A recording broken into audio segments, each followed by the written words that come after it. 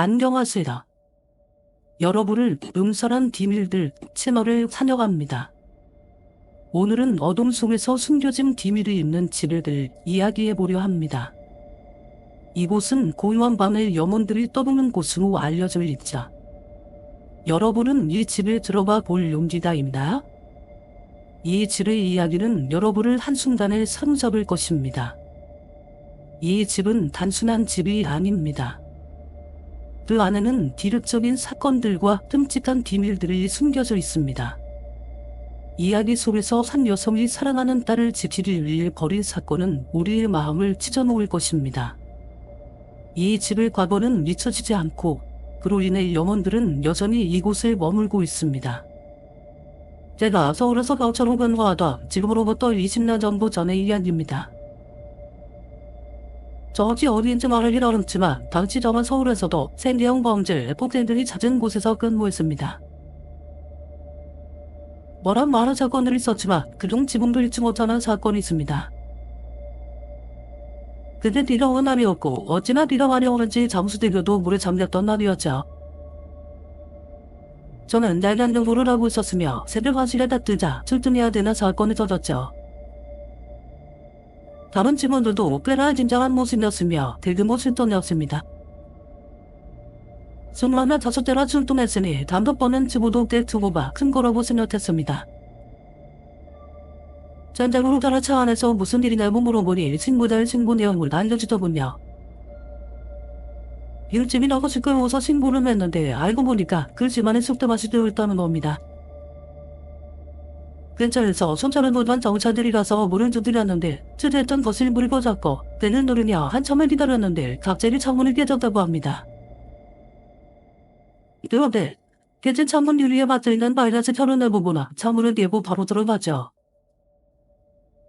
들어가서 보니 거실에는 남편이 검해질린 채 벌벌 떨면서 머리에서 피를 흘리고 있더랍니다. 자일 혹은 정신적인 문제로 사고가 벌어진 건가 싶었는데 그순간 안쪽에서 건물이 벌컥 열리면서 웬 여자가 뛰어나오더랍니다. 그리고는 손에 쥐고 있던 차로 남편을 사정없이 찔러대는데 그에 따르냐 아이가 클래스로 17 공부하듯이 온 벽지에 피가 나 앉아있다는 거죠. 집 안으로 들어갔던 뒤에 경찰 조명이 왔는데 둘이 여자한테 달라붙어서 한 명은 칼을 뺐고 한 명은 다급하게 지원 요청을 했으며 그 때문에 저희가 단해된 겁니다. 현장에 도착했을 때는 이미 상황이 심각한 걸 다 알았는지 동네 주민들이 집 주변에 장사하고 있었고 저희는 방범문을 착용하고 가스총, 전기총을 모두 분해한 상태로 조심스럽게 창문을 통해 집 안으로 들어갔습니다. 저도 가장 뒷공무니에 붙어서 쫓아갔는데 정말 아무런 소리도 안 들리고 심장을 어찌나 빨리 뛰던지 죽을 만큼 무섭더군요. 별로 런치도 하면 진대었는데 창문으로 들어가는 뒷모습만 봐도 너무 무서웠습니다. 이윽고 어디선가 사람 신음소리가 들리기 시작하는데 그 소리에 온몸에 털이 곤두섰죠. 불을 켜니 소파 위에는 내장이 허울이 드러난 채로 죽어있는 남편이 있었고 그 옆에는 두무복에 피를 실rop한 채 서복을 기대고 앉아있는 정차들이 보였습니다. 저희 여인원에 가까워 성인 남자들이 여자 한 명 때문에 엄청난 두려움에 떨고 있었죠. 가나에서 인디처럼 밑에 섰고 방 문틈으로 흘러나온 뒤 때문에 비린내가 진동했습니다. 그 순간 안방에서 그 여자가 눈을 다 뒤집은 채 뛰어오는데 물조한 놈이 나름 정찰 내에서도 가장 제한력이 강한 가스총을 발사했습니다. 근데 잘못 쏜 건지 달려오던 여자는 그대로 제 허벅지에 차를 꽂았고 나머지 사람들이 다 달라붙어서 제압은 했지만 저만 병원으로 이송되었습니다. 병원 응급실에서 멍하니 있는데 그 여자도 피를 많이 흘렸는지 저랑 같은 응급실에 있었죠. 아마 저어져서 좀 떨어져 있었지만 커튼은 완전히 친 곳에 묶여있는 듯 했습니다. 그리고 커튼 사이로 그 새끼다 라는 말이 들렸는데 뒷말이 들리지 않았습니다. 대체 어떤 사연이 있길래 이런 미친 짓을 하는 건가 미치도록 궁금했습니다. 터져 사연을 짚고 나온 저러서 두 년이 서로를 눈치 보며 한숨만 푹푹 쉬더군요. 그때 응급실 전체에 여자의 목소리가 울려 퍼졌습니다. 그 새끼는 내 저를 주정하고 내가 싫다고 하니까 내 새끼는 한동안 멍하니 있다가 이게 무슨 말인가 퍼즐을 맞추듯 고민했습니다. 그 남자는 악인이 아닌 건다. 혹은 근친 범죄가 일어난 건다. 좀처럼 상황 파악이 되지 않았죠. 다만 확실한 건 차를 챙겨 죽은 남자가 여자의 딸과 교제를 원했고 엄마인 이 여자가 허락하지 않으니 딸은 죽게 했는데 그 복수를 했다는 말 같았습니다. 사실 저도 이야기를 계속 듣고 있을 정신사정 아니야. 빈대를 꽂은 채로 잠들었고 다시 앉아 회복됐을 때 그 살인사건 어찌나 되었냐고 물어보며 자세히 들을 수 있었습니다. 성대에게 들은 이야기는 잘 충격적이었는데 제가 생각했던 사건은 아니더군요. 죽은 남자와 살인 용의자가 부부는 아니었으며 이란 여자가 죽인 남자가 여자의 딸이 알바로 일하건 곳 사장이더군요. 사장이 나타나니 알바인 여자의 딸에게 계속 추근덕대고 쫓아다니냐 살리자고 했다는 겁니다. 잔인히 이를 거부했는데 결국 그 사장이 강간후 살해까지 저지른 거죠. 이를 알고서 엄마가 정신이 나가서는 집에 숨어있던 남자를 찾아내 집였던 겁니다. 애초에 일찍 남자가 열고 애지중지에 딸을 치웠는데 이런 꼴을 당하니까 오죽 그랬을까 하며 아들을 끌끌 차더군요. 즉 송달의 트럭 때문에 한 남자가 잘 살고 있던 집안 하나를 지옥으로 끌고 간 겁니다. 결국 선대는 내가 이 짓으로 맛보러 먹고 살지만 절대 내 딸만큼은 사장 밖으로 내버리기 싫다고 한숨을 쉬었습니다. 이때 금실 폭우가 쏟아질 때냐 그때의 기억이 떠오르며 사실아무 떨듯 몸이 움직입니다. 이야기는 여기까지입니다. 저는 이런 이야기를 볼 때나 정말로 지신이라는 존재를 잊지를 바랍니다. 불행의 트럭 때문에 한 집안을 이렇게 망가뜨려 놓은 사람이 아무리 죽었다고 할지언정 죽어서도 행복하지 않았으면 합니다. 자신의 욕심 때문에 아무런 잘못도 없는 사람이 고통을 받았다는 그 값을 제대로 치러야겠자. 벌써 20년도 된 이야기다. 내가 중학교 시절엔 우리 가족 모두 주말마다 할머니들이 갔다. 펴서 고기도 적어먹고 산도 타고 자연을 벗어나 평일간의 지친 몸을 힐링하는 방법이었다. 할머니들은 담이 낮았다.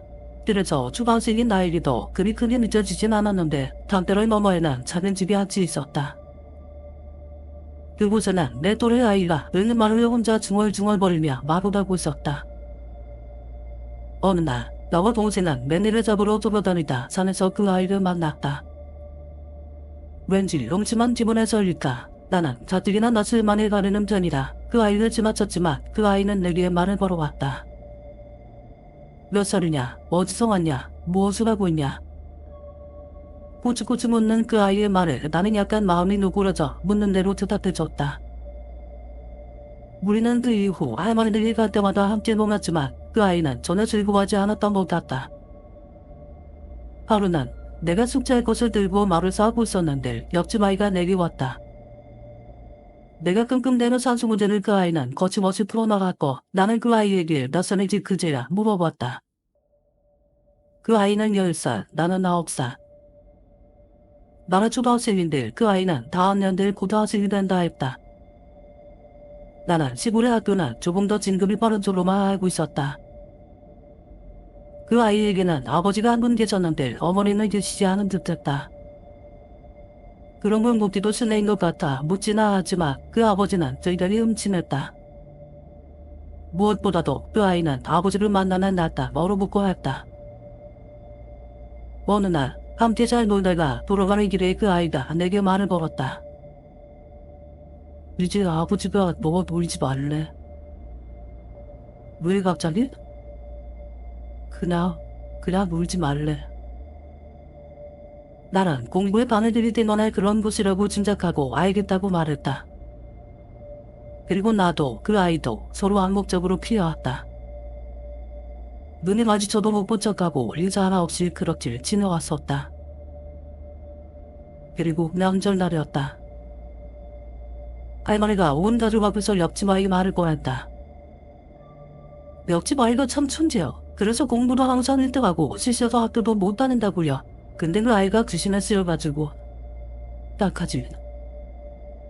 할머니가 그 아이가 공부를 잘하는 이유가 귀신에 쓰여서라고 말하셨고 나는 약간 공감했다. 그 응어했던 분위기 하며 도래같지 않은 행동들. 며칠 뒤 밤에 치토스를 사러 갔다 오는데 갑자기 그 옆집에서 밤물이 벌컥 날렸다. 메모. 그 아이는 자신의 몸을 스스로 조르며 마당을 나뒹굴었다.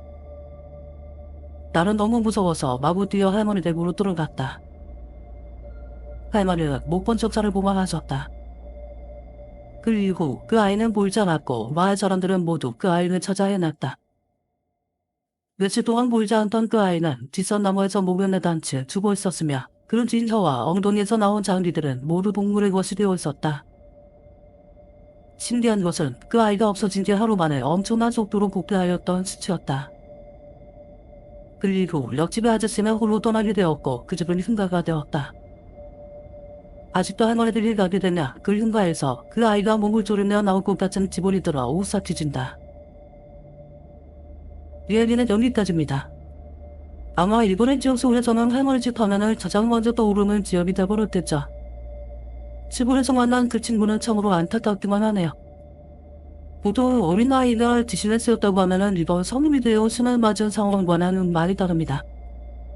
저도 직접적으로 본 사례는 없지만은 동자신이라고 해서 어린 나이를 뜻신을 보거나 신을 받아야 하는 온년인 아이들이 더 있거든요. 그리고 결국 아이는 아이이기 때문에 옆에서 보는 사람한테도 참 끔찍하게 느껴집니다.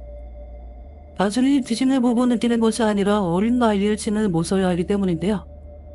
예전에 한 프로그램에서 봤는데 그 부모님이 아무리 막아보려고 해도 결국 부모가 어린 딸에게 지도하고 절을 할 수밖에 없는 상황이 오더라고요.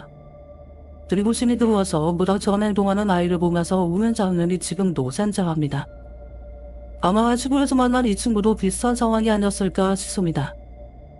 다만 신을 받은 것은 아니기 때문에 그에 따른 희생이 뒤따랐던 것이 아닐까 추측해보고요. 친구들이랑 의미도 좋아하고 공부를 아무리 잘해도 결국 끔찍한 일을 겪을 수밖에 없었겠죠. 그리고 이런 경우는 대개 부모님들조차 쉽게 막을 수도 도움을 줄 수도 없을 겁니다.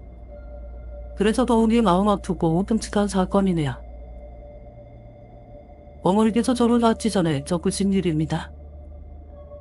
지금으로부터 45년 전 당시 시골이셨던 아버지와 어머니께서는 땡땡동에 할머니께서 소개해주신 어느 집의 단칸방에 월세로 살림을 꾸리셨습니다. 그 집은 신식집이 아닌 얕다란 오래된 지화집 비슷한 구조였는데 방 옆에 작은 부엌도 있고 연탄 아궁이가 달린 집이었다고 합니다. 그런데 어머니께서는 집을 보러 가신 날부터 꺼림칙함을 느끼셨다고 하죠.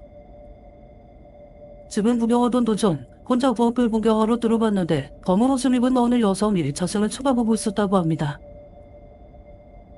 양자부 와서 누구세요? 라고 물으니 그 여인은 시리 부시며 부엌 뒷문으로 나가더랍니다. 그런데 나르는 모습이 마치 스르르 바람에 날려받듯이 그렇게 움직였다고 하죠. 밖으로 나와 집주인에게 혹시 이 집에 다른 수입자는 있나요? 라고 물어보니 집주인은 아유 무슨 소리로 세대 우리 말고는 아무도 없는데 라고 대답했죠. 이 상황은 마음이 들었지만 저울이 다가오고 있었기 때문에 서둘러 이사를 냈다고 합니다. 이사라고 해봐야 살림도 적었기 때문에 간단히 이사를 끝내고 벽도 맞춰서 이웃에 돌렸다고 하죠. 요즘엔 보기 드문 풍경이지만 당시엔 그런 리듬이 있었다고 합니다. 그리고 그날 밤 피곤하기도 했거니와 당시 일진들이 작던 어머니께서는 일찍 잠을 치셨습니다. 어머니께서는 이미 코를 골며 주무시고 계셨죠. 그럴 때 잠을 들었는데 갑자기 어머니를 누군가가 흔들어 깨우더래요. 아버지께서 자신을 뛰어한 적만 아셨던 어머니는 잠에서 뒤에 문을 비비셨습니다. 그런데 그 앞에는 낮에 부엌에서 봤던 그 여인이 무서운 표정으로 어머니를 노려보며 숨을 흘린다. 숨을 흘린다. 일어나서 어머니의 목을 조르더랍니다. 갑자기 숨을 쉴 수 없는 고통에 몸부림치시다가 외악하고 외만든 인형을 들으셨는데 그 소리에 자나서 깨어 아버지가 어머니를 떼었대요. 아주 인실하고 리사하고 그러나 정신이 없나가 내일 하룻밤이라도 봐서 약한지 해먹자.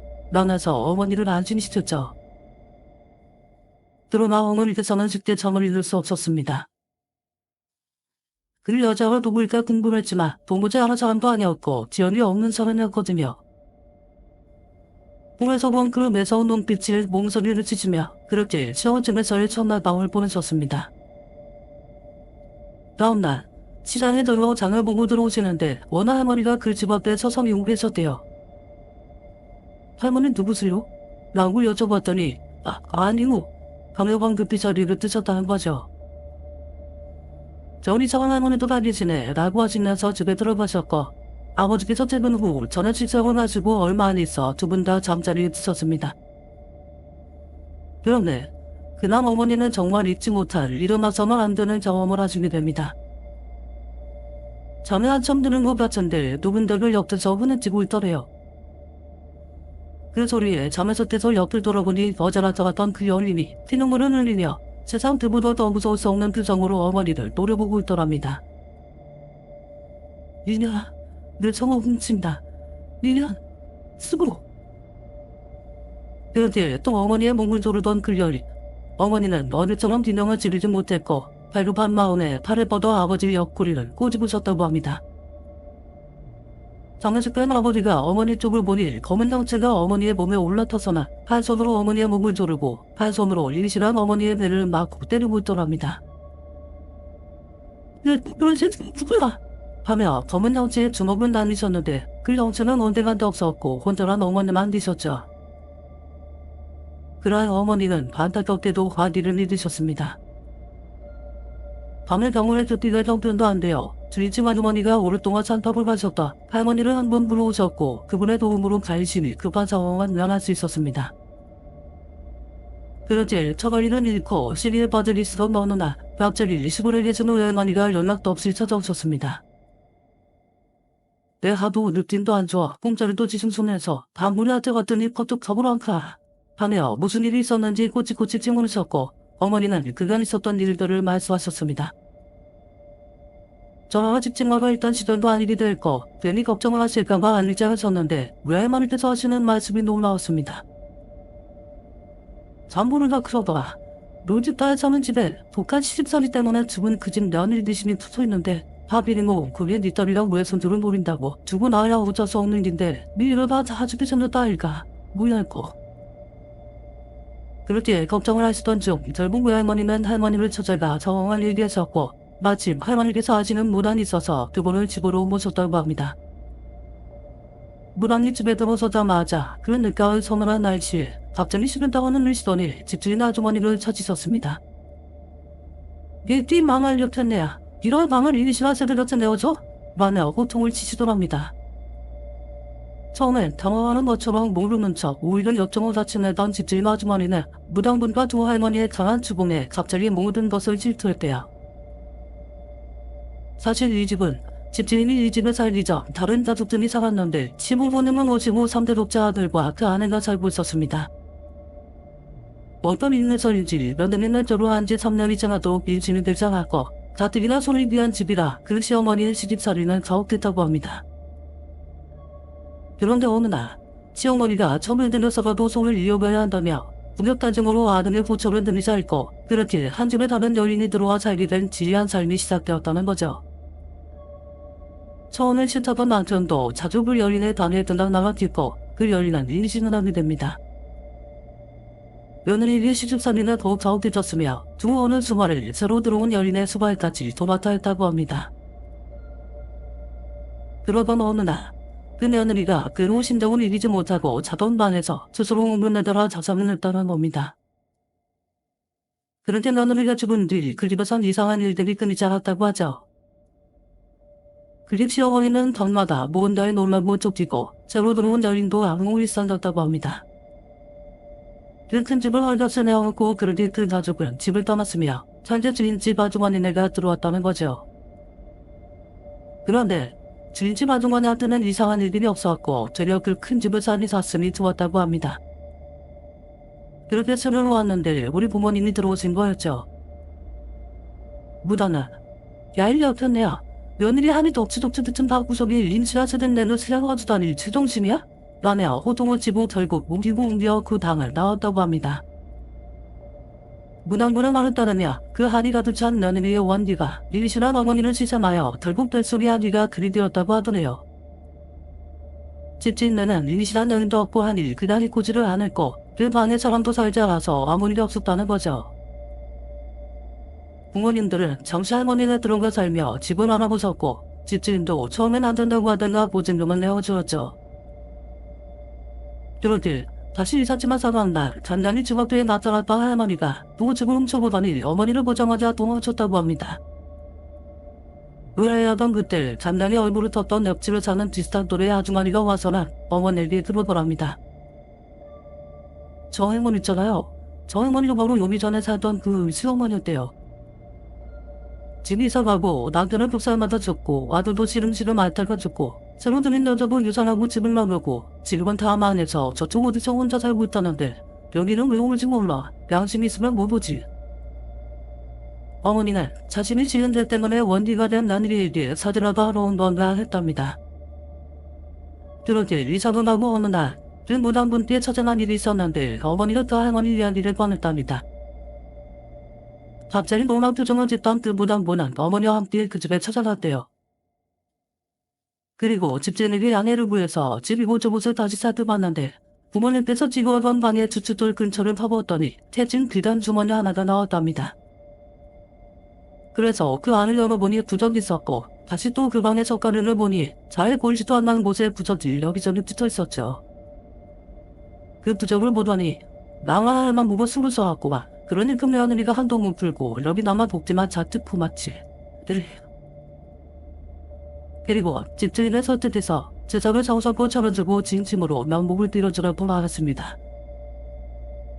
제작을 지내던 날 어머니도 그 며느리가 지변한 마음에 아버지의 만류에도 그 집에 찾아가 제작을 모시는 자리에 같이 참석했답니다. 그렇게 제작을 모시고 돌아온 그 다음날 낮잠을 잠시 주무시던 어머니의 꿈에 그 여인이 나타났죠. 깨끗한 한복무채를 입고 전에 묻은 그 무서운 교전이 아닌 정말 엉한 표정을 짓고는 스득 정말 미안해요. 많은 울림이 있었겠고 어머니도 약간의 원망은 있었지만 그 며느리의 발자가 하도 지고하고 불쌍해서 같이 둘잡고 엉엉 울었다고 합니다. 그 여인이 어머니에게 내 미안해서 선물 하나 드리고 가요. 만해요. 근둥거리 한 마리를 어머니에게 줬고 그걸 먹어들이면서 어머니는 낮잠에서 깨셨다고 합니다. 그리고 얼마 안 있어 저를 임신하셨죠. 그 뒤 저희에게도 참 지구한 일들이 많았는데 그 이야기도 해보렵니다. 그 여인이 저를 지켜준 적이 여러 번 있었다고 전하지 않았습니다. 그 일 이후 부모님께서만 서울 땡땡동에 터를 잡으셨습니다. 그 뒤 제가 사설 무렵일 때 제 여동생이 처음 왔죠. 어머님은 잠버리처럼 운전히 일어나셨습니다. 그래서 먼 주방을 가지면 집에 오시지 못하는 일이 종종 많았죠. 물론 저는 다시 일을 잘 기억하지 못하지만 한 가지 기억이 남는 일이 있습니다. 어머님께서 지방에 가지고 폭소로 집에 오지 못하신다 제 여동생이 태어났습니다. 외할머니께서 집에 와 계셨던 기억은 납니다. 그날 제 기억엔 없는 일이지만 다시 제 여동생은 미숙아로 태어났습니다. 42년 전 정말로 가난했었습니다. 요즘이야 인큐베이터에서 아이들을 치유한다고 하지만 그때는 꿈만 같은 일이었죠. 매일매일 뜨는 일이잖아. 그냥 물 빠진 구름 같은 어린 모습 안고 어머니를 모이면서 집으로 오셨다고 합니다. 저 아이를 빌어서 더욱 아이에 대한 미안함이 크셨대요. 다 내 탓인가 보다 하시면서 어떤 주치도 취하지 못하고 그저 아이를 안고 바라볼 수밖에 없었죠. 약 7일간은 거의 아무것도 먹지 못하던 어린 신랑의 불꽃이 꺼져가던 그날 밤, 제 기억은 다시 그날 밤만을 기억합니다. 말도 잘 못하던 제가 잠에서 깨어 그 좁은 단칸방을 조립한더니 동생 옆에 어머 아주머니가 앉아 동생은 쓰다듬고 계셨습니다. 정말 이 지역은 40여 년이 지난 지금도 산승합니다. 몸에서 빛을 발쳐가며 우나하고 다정한 미소를 짓던 그 아주머니를 잊을 수가 없습니다. 그런데 나중에 커서 들으니 갑자기 동생의 몸을 호전되어 아침부터 심하게 울었던 날이 있었다고 합니다. 그날부터 동생은 건강을 되찾았고 수학과 병원에서도 지적 같은 일이라고 할 뿐 별다른 이야기를 하지 못하더래요. 2005년 동생이 결혼을 앞둔 어느 날이었습니다. 여느 때처럼 어머니는 동생의 아기 시절을 이야기하고 계셨죠. 매제도 동생도 심지어 모두 똑같은 아버지가 어머니의 그 이야기를 들으며 물질을 묻히고 있을 때쯤 저는 불현듯 제가 그때 본 그 아주머니 이야기를 보았습니다. 그냥 갑자기 머릿속에 스친 지역들을 가족들 앞에서 꺼냈죠. 그러자 어머니는 갑자기 엉엉 우시면서 전에 제가 말씀드린 그 이야기를 저희 두 남매에게 처음으로 말씀을 지었습니다. 그리고 그 여인이 나타나 제 동생을 살렸구나. 그래서 다 주고받은 그 어린 것이 사람 맞구나 하셨습니다. 그 얘기를 듣던 동생도 어머니와 부둥켜 안고 엉엉 울었죠. 아버지도 고개를 돌리시고 물속을 훔치셨고요. 그 뒤 동생을 결혼해서 정말 행복하게 잘 살고 있습니다. 제 이야기를 들은 그날 이후로 어머니는 제 동생의 생일이 5일 지난 날을 그 여인은 미실 조촐한 제사를 모시고 있습니다. 저희 두 남매도 그날만큼은 만사를 제쳐두고 그 제사에 꼭 참석하고 있습니다. 정말로 그분께 감사하는 마음을 다 담아서 말이죠. 이야기는 여기까지입니다. 처음 이 이야기를 접했을 때는 참 마음이 아픈면서도 대신에 마음도 울리가 가더라고요. 물론 지금으로부터 50년 전에 우리나라에서는 자식법원에서는 이런 일들이 비일비재했었는데요. 어찌나 억울하고 산이 젖었으면 그곳에 남아 사람들을 괴롭혔을까 싶며 제거적으로 잔해를 내어서 소신역사까지 했다고 하니까 그나마 이야기가 순해졌습니다. 1번 건물을 저주하는 인부. 제가 살던 동네에는 4층짜리 빌라가 있었는데 외부에서 봤을 때 1층이 조금 특이하게 지면에서 1m 50 정도로 높은 위치에 자리 잡고 있었습니다. 그리고 지면에는 빌라 지하실 쪽 창문이 몇 개나 나 있었죠. 그런데 어느 날부터 갑자기 동네 아이들 가운데 인부 귀신에 대한 이야기가 떠돌기 시작했습니다. 이야기는 이랬습니다. 밤 10시를 넘어갈 때쯤 고등학교 야자를 마치고 돌아오던 한 남학생이 공사장 인도차림의 남자가 망치를 들고 건물 외벽을 땅땅 내려치고 있는 광경을 보게 됩니다. 혹시나 자기가 사는 빌라를 누군가 회사시키려고 한다는 생각에 소리를 지르며 그 남성에게 다가갔죠. 그리고 그 순간 학생은 깜짝 놀라 비명을 지르고 맙니다. 그 남성의 얼굴이 반 정도 깨져서 피가 철철 흐르고 있었던 거죠. 학생의 비명 소리에 동네 주민이 빌라 밖으로 나왔고 그 순간 남자는 흥변이 사라졌습니다. 그리고 이런 일이 빈번하게 일어났으며 동네 어르신들이 무당을 찾아가 어떻게 된 일인지 얘기를 물었습니다. 그러자보다는 이 빌라 건설 당시 낯선 인부가 이 건물 때문에 죽었다는 생각에 원한을 통고 밤마다 이 빌라를 망치로 내려치고 있다는 거였죠. 때문에 동네 아이들은 이 빌라가 사실 5층짜리였으며 인부가 계속 내려쳐서 진짜 1층이 반 정도 땅에 묻힌 거라고 생각했습니다. 그래서 지금 빌라의 1층이 원래 2층이었으며 조금씩 낮아져서 지금 위치에 있는 거라고 말이죠. 때문에 빌라는 점점 땅으로 가라앉고 있다고 생각했습니다. 2번 버려진 아기의 울음소리. 밤 12시쯤 야밤에 텔레비전에 보던 아줌마 한 분이 있었습니다. 아주머니가 하품을 하며 텔레비전 채널을 이리저리 돌리던 때 밖에서 아기 울음소리가 엿길 들려왔습니다. 아주머니는 이 양음에 웬 아기 소리인가 싶어서 집 밖으로 서둘러 나왔죠. 집 현관을 나서자 아주머니는 집 앞 놀이터 쪽 가로등 밑에 갓난 아기가 웬 바구니에 놓여있는 걸 보게 됩니다. 누군가 아기를 버렸구나. 그런 생각에 아주머니는 깜짝 놀라 홀려벌떡 놀이터 쪽으로 달려갔죠. 아기를 안겨있는 바구니에 다가갔습니다. 가로등 불빛이 깜빡이더니 아기는 한 적도 없이 안개처럼 사라져 버렸습니다. 갑작스러운 상황에 아주머니는 당황해서 아기를 찾아 집안을 두리번거렸습니다. 그때 검은 고양이 한 마리가 놀이터 지조 위에 앉아있는 게 아주머니의 눈에 들어왔죠. 고양이는 계속 아주머니의 얼굴을 뚫어지게 쳐다보다가 이내 지조 위에서 사뿐히 내려와 엄마! 엄마! 라고 울려 자루등 불빛이 비춰지지 않는 어두운 길가로 걸어가 버렸다고 합니다. 이후 동네에서는 버림받아 죽은 아기가 자신의 친엄마를 찾아다닌다는 소문이 돌았죠. 3번 낚시꾼. 어느 날 동네 초등학생 조냥이 씨 쫓내는 사건이 일어났습니다. 부모님에게 놀이터에서 친구들과 놀고 오겠다고 말했던 아이들이 전에 이르도록 돌아오지 않는 겁니다. 부모님과 동네 어르신, 경찰대까지 동원이 되어서 아이들을 찾았지만 소용이 없었습니다. 그렇게나 7일 동네 저수지에 낚시꾼 만나니 밤에 몰려와서 전기 침략진을 이용한 불법 낚시를 하고 있었습니다. 지게를 이용해 저수지에 전기 침략을 준 뒤 동그란 물고기는 그물을 이용해 끌어모았죠. 그물을 끌어올리며 묵직한 느낌을 받은 낚시꾼아 신이 나서 흥얼거리며 그물을 끌어올렸습니다. 그물이 땅으로 끌어올려지는 순간 그물 한쪽이 저수지 바닥에 닿았던 돌에건이나 찢어졌죠. 제철인의 소리와 함께 죽은 물고기와 찔찔 부은 초등학생 시체 두 구가 쏟아져 나왔습니다. 순간 죽은 두 아이와 눈을 마주친 낚시꾼은 이굴 충격으로 시름시름 앓다가 죽었다고 하죠. 동네에서는 저수지에서 물려나나나며 울던 아이들이 있는 걸 모르고 정기로 불법 낚시를 하던 낚시꾼들 때문에 아이들이 물에 빠져 죽었다는 일이다 라고 봤습니다. 이야기는 여기까지입니다.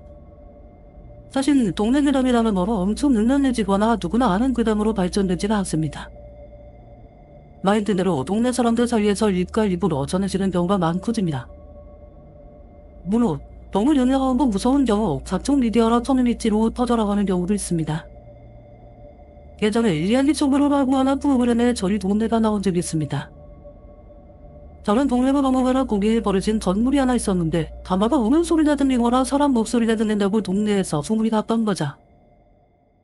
저도 어린 날이었는데 이야기 속으로 해서 취재해갔다는 소문이 진짜 크다했습니다. 그리고 실제로 방송에도 나오게 되는데 알고 보니 건물에 들려 학생들이 숨어들어서 놀았는데 이 때문에 밤마다 사람 목소리가 들려왔던 거였습니다. 물론 시간이 지나고 동부서는 을리리아 아파트가 지어지나 감쪽같이 소문이 사라졌죠. 사실 저희 동네에서 인원했던 괴담이 따로 있는데 이건 다른 단위 시간에 소개해드리겠습니다. 목소리는 안 되겠습니다 의원님. 간절한 마음으로 바라보았지만 돌아오는 대답은 씁쓸했다. 늘 자네 사정을 모르는 만은 아니네만 나도 그리 녹록지는 않아서 말이야. 그러니 너무 내 저를 생각하지 말고 이해해주게. 전에 어머님 병세가 그리 가볍지 않아 지한 약재가 적정히 들어간다네. 나도 돈이 있어야 약재도 사고 화약도 다리고 할 거 아니 된다. 그간 부상하는 자네를 와서 외상으로 주긴 했지만 이제 더 이상 사정을 받을 수가 없어. 늘 외상값 작달하진 않겠네만 이제 양반전해주기는 힘들겠네. 의원님이 원망스럽진 않았다. 지금까지 군소리 없이 비싼 약을 내어준 것만 해도 잠사하니 그지없은 노릇이었으니 오히려 자신들이 지나치게 영치업섭을 처지었다. 그럼에도 그저 돌아서지 못하는 건 어머님의 병세가 원치 깊어 서둘러 손을 쓰지 않고서는 목되게 지려냈기 때문이었다.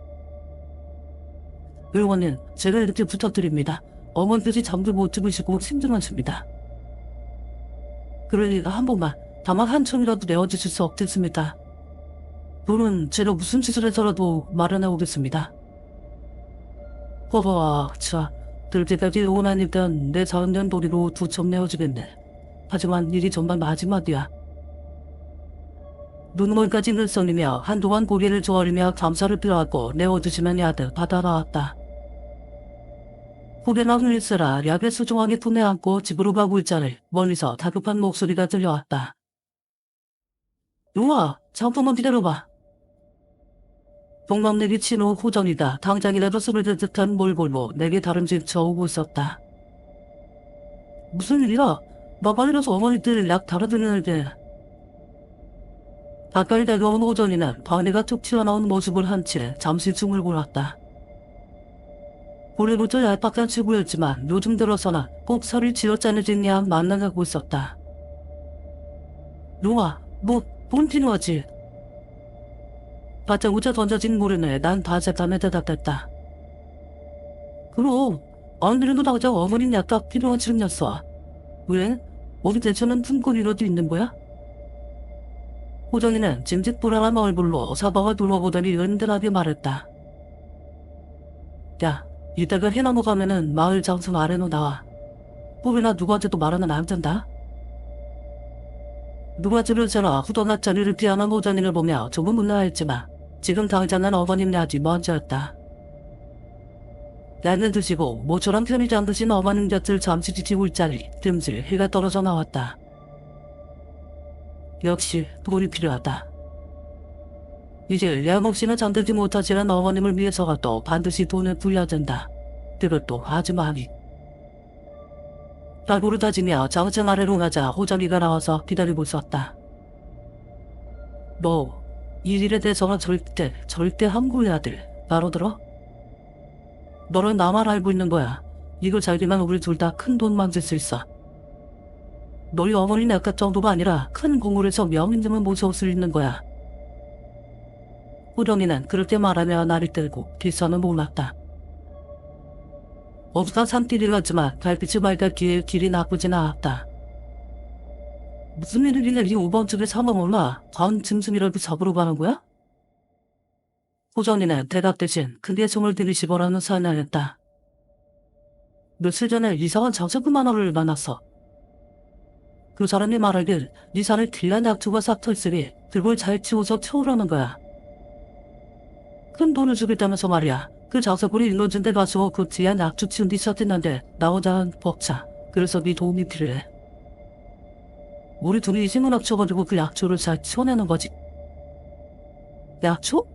아니 대체 얼마나 추천단지 그 난리를 치는 거야? 호정이는 호련한 자세에게라도 들릴자라 목소리를 낮추어 말했다. 싼 백석. 온전히 잘 치워내는 백석 내어줄 거라고 했어. 그런데 이거 나랑 같이 나누자. 50점이면 너희 어머님 병원 정도만 싹 고치고도 남아. 생각지도 못할 정도로 많은 양이 이미 떡 벌어졌다. 비싼 약초라면 부르는 게 닥수라는 걸 잘 알고 있었지만 대체 무엇이길래 그 전부 작업치료 하는 것일까?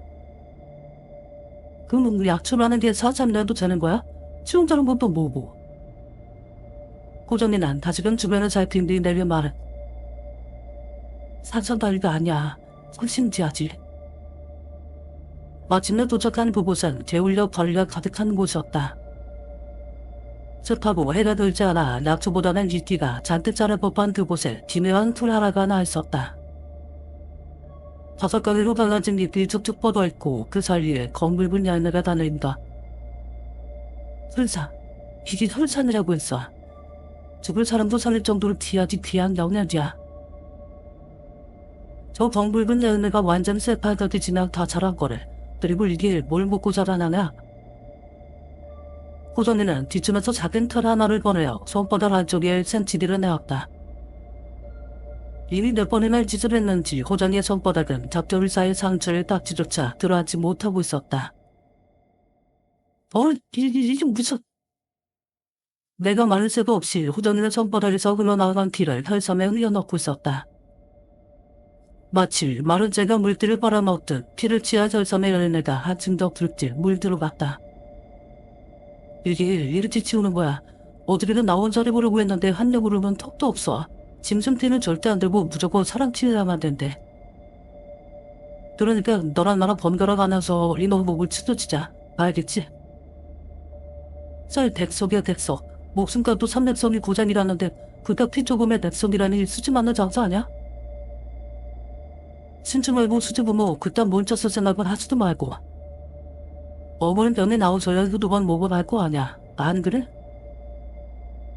마음에 다시 불편했지만 적어도 그 말에는 틀림이 없었다. 때문에 말없이 칼을 내미는 칼을 받아들어 손바닥에 차쳐다 대었다. 50석 들여먹지? 호정이가 고개를 끄덕이자 마지막 망설임을 사라졌다. 손바닥에서 느껴지는 고통에 잠시 움찔했지만 무리 없이 혈삼의 피를 흘려 넣을 수 있었다. 혈삼의 열매는 한층 더 붉게 물들어갔다. 물에 하면 안 돼. 욕심내서 피를 뿌려대면은 얼막 넣어주고 혼쭐을 버릴 거니까. 서로 돌아가면서 딱 적당히 먹이는 거야. 시간이 좀 걸리더라도 그렇게 해야 돼.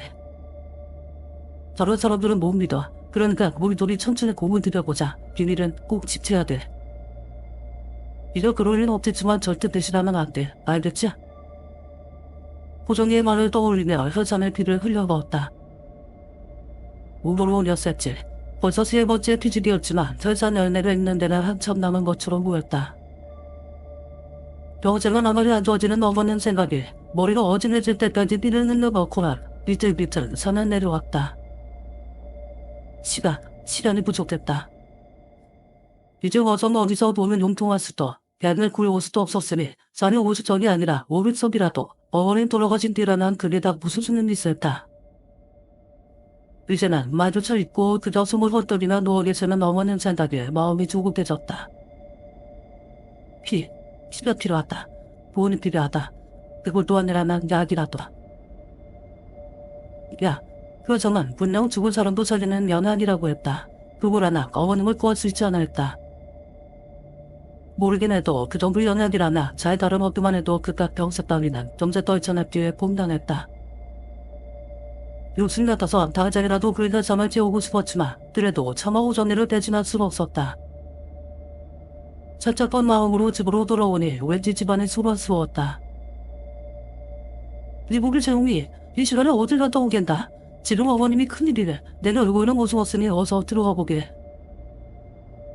가끔 집에 놀러 안부를 챙겨주시는 동네 어르신의 말을 난 다급히 안으로 뛰어들어갔다. 어머님은 당장이라도 숨이 끊어질 듯 덮은 숨을 몰아주고 계셨고 의원님은 참담한 얼굴로 어머님 넥을 잡고 있었다. 의원님 노주된 일이니까 어머님은 괜찮으신 거냐? 증원전에 대답을 뒤들지만 의원님은 고개를 저었다. 너무 늦었네. 병세가 너무 깊어. 이 모자란 납세가 만든 약구를만 차도가 없어졌던 게지. 정말 누워들었으니 고통은 좀 덜어질 테지만 오늘 밤은 넘기기 힘들 것이야. 도움을 되지 못해 미안하다. 어머님의 괴로운 얼굴을 한동안 보고 있던 나 말서로움에 자리를 들지 못하는 의원님을 뒤로하고 호전에게 달려갔다. 용이냐? 이 시간에 웬? 눈앞에 호전이가 나타나자마자 난 곧바로 무릎을 꿇었다. 호정아, 집도 큰다. 물론 부정한 어머니가 오늘은 못 넘기신데. 지금 와서는 어쩌면 나고는 어림도 없어. 그 혈성만 있으면 우리 어머니를 참을 수 있을 거야. 그러니 일찍 무릎 꿇고 부탁한다. 그래서 우리 어머니는 양보이다. 그렇게 말해주면 내가 무슨 짓을 해서라도 그냥 싸운다. 잘 오겠어. 됐어. 내가 말을 해볼게. 정말 몸을 풀어서라도 말을 할 테니까 제발 부탁이다. 제발 우리 어머니도 살려주라. 호정이는 한동안 말이 없었다. 하지만 곧 뒷돈 한송을 내쳐내는 여자가 됐다. 그래, 사람을 짓냐지 돌이 지나야겠어? 서로 500석이고 100석이고 어머님부터 살리고 생각하자. 고맙다 호정아. 내가 진짜 이 은혜는 절대로 안 해줄게. 그래, 그네는 이미 그릇질 간단치가 않을 거야. 그 혈상 바로 티날 수 없거든.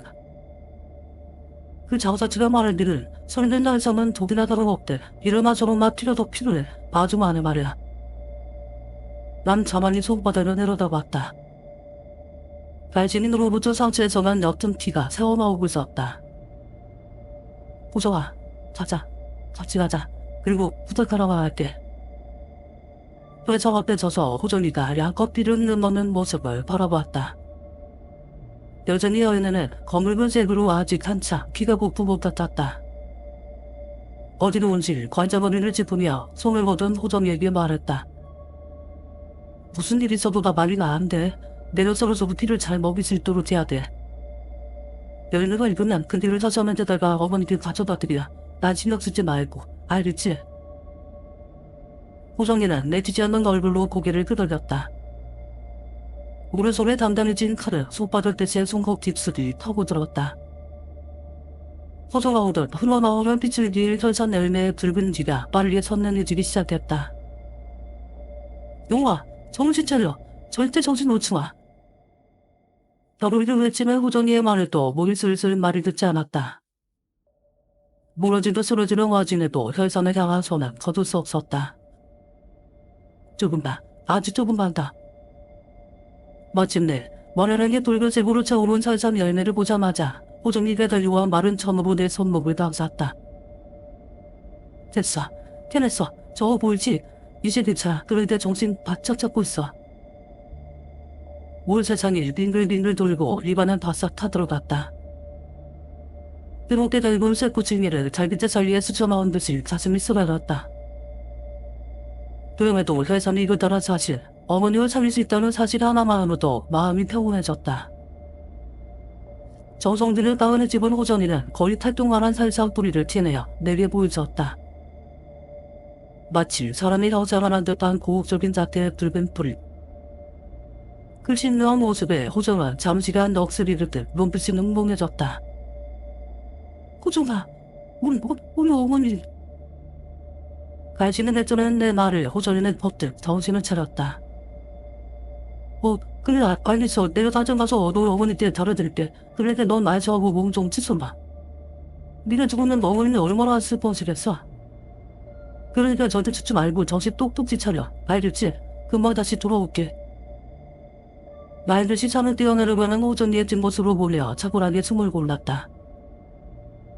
호정이 말을 맞았다. 나도 살아야 된다.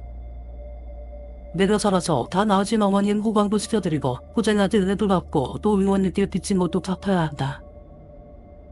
이렇게 적지 않은 시간이 흘렀다. 아직 몸을 움직일 정도는 아니었지만 적어도 죽음의 문턱에서는 벗어난 듯 보였다. 호정이가 약을 잘 다뤄드렸을까. 어머니는 괜찮으실까. 걱정되는 것은 어쩔 수가 없었다. 그런 날 뒤에 저벅거리는 사람 발소리가 들려왔다.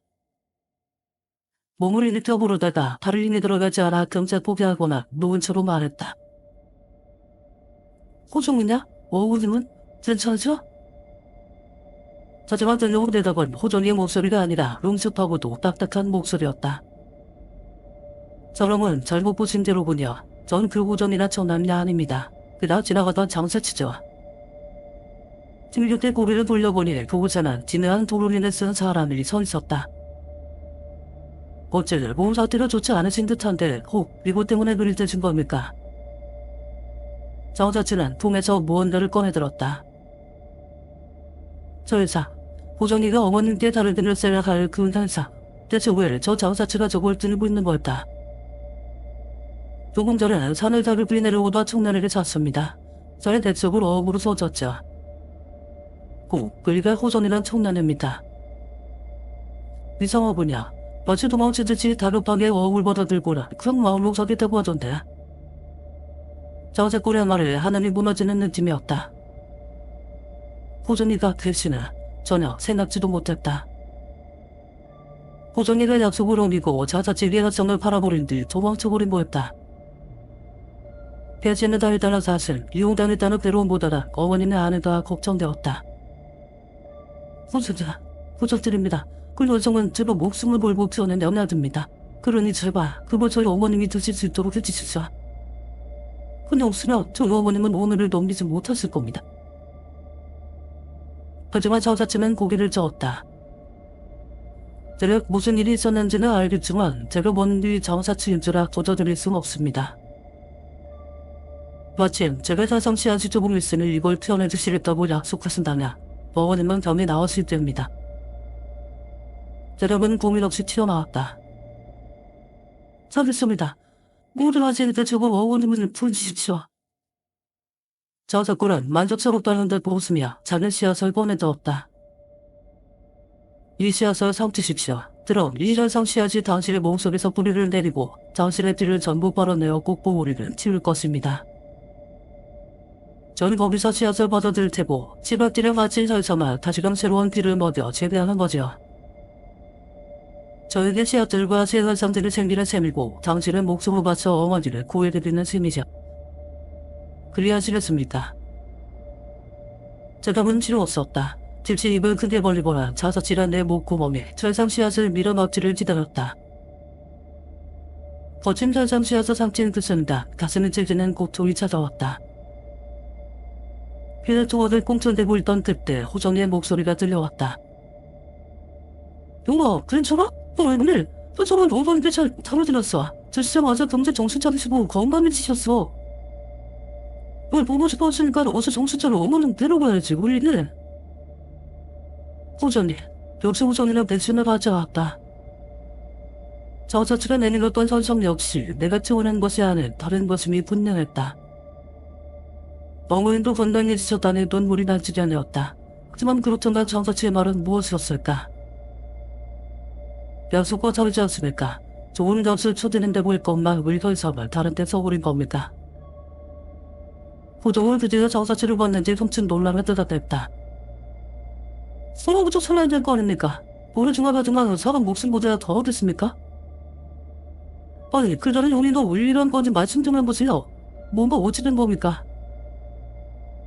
고정 얘기를 뭐라 말하고 싶었지만 고통 때문에 입이 떨어지지 않았다. 그저 정렬하듯 노래가 뒤집으며 몸을 떠보냈던 단기간에 저면의 비를 넘어가는 전가다비에 혈전의 미움을 산비하는다 싶습니다. 이대로도 어쩌면 금세 목숨을 잃고 말겠자. 장사치라 아무렇지 않게 거짓말을 달고 있었다.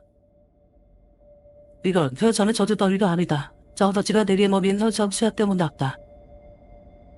하지만 이는 알리 없는 오점이나 네오나드 장사치에게 매달리기 시작했다. 어떻게 방법이 없겠습니까? 이시어 어머님이 괜찮은 시험분들 이런 뒤집으면 안 됩니다. 못해도 수련됩니다. 방법이 없겠습니까? 장사치를 젖었댔다. 절대 더 이상 방법은 없습니다. 너무 저대로 목숨을 잃고 심장에서부터 새로운 설정을 침됐죠. 두고도 약속을 오르셨으니 그 셈을 치르셔야겠습니다. 저에게 새 열정을 만들어 주셔야죠. 저 청년에게 전만 설사 이전에 약속한 대로 죄를 잘 치워서 자초자 주셔야 됩니다. 치아도 포함했으라 물론 이는 제약 위반에 따른 절차이니 각성 못 쳐드립니다. 제가 힘겹게 삭제와 절성은 아내를 저울었으니 그를 지나가지 않겠습니다. 그러니까 당신은 어느 정도 없습니까? 지구회를 처음부터 그런 낭벌은 저자치는 별다른 감정 변화가 없는 듯 잠잠히 대답했다. 온정은 온정이고 거리는 거리입니다. 그러니 이번에는 절 지켜주시기 바랍니다. 죽은 저 청년을 욕되게 하지 않기 위해서라도 말이죠. 호정은 입을 다물었다. 그 잠시람의 침묵을 끝으로 나 역시 정신이 점차 흐릿해져 간다. 이야기가 끝났습니다. 여러분은 이 진을 비밀과 그 안에서 벌어진 끔찍한 사건들에 대해 어떻게 생각하시나요? 여러분의 생각과 이 이야기에 대한 의견을 댓글로 남겨주세요.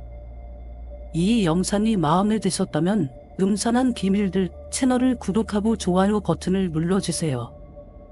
다음 이야기에서 만날 때까지 안녕히 계세요.